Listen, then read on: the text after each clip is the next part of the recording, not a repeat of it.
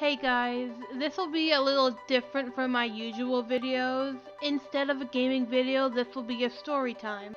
For a while, I wanted to do story time segments, but I've kind of been battling myself since I'm not very fond of my voice on recording. But hey, I figured I won't get anywhere if I don't at least try. If you like this content and you want to give me feedback, I'll gladly take it. I would love to get better at this kind of stuff. But now, on to the story.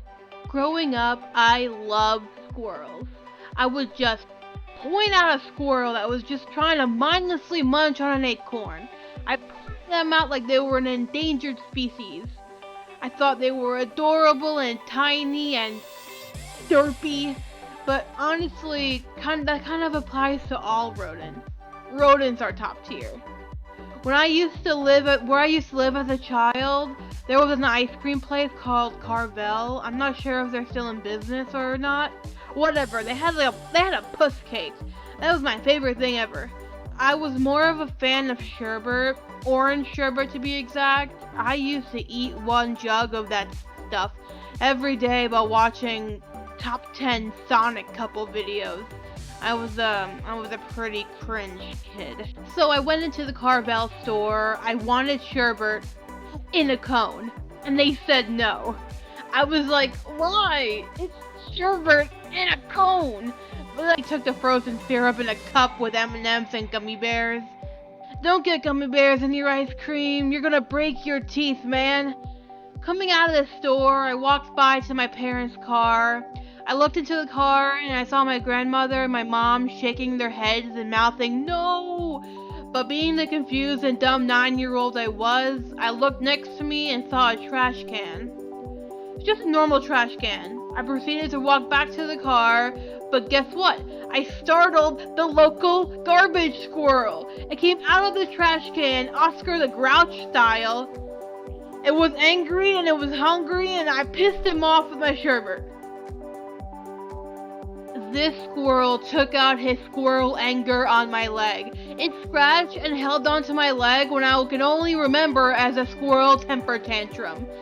I screamed in more fear than pain, and I tried to shake off the dirty squirrel from my leg.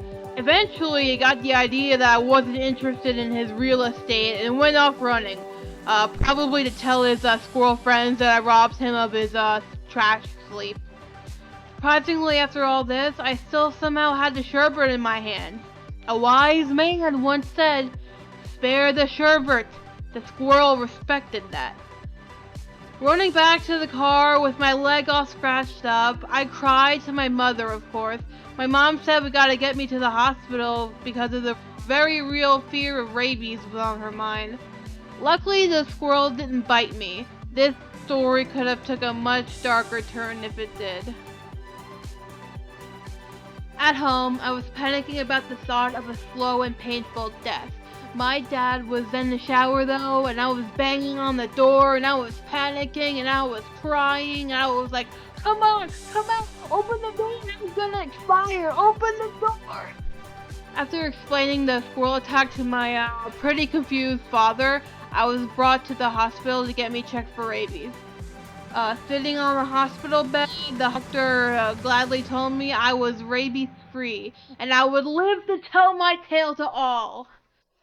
Man, did I hate Carvel and squirrels for a long time after this event. I protested every time my family wanted to go to Carvel. Why did I do this? I don't know. It wasn't the fault of the squirrel that it was dumpster diving.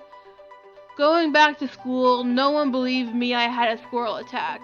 I was able to sit out from gym the following day though. To this day, I don't have a scar from the attack, but I'm just lucky to be alive.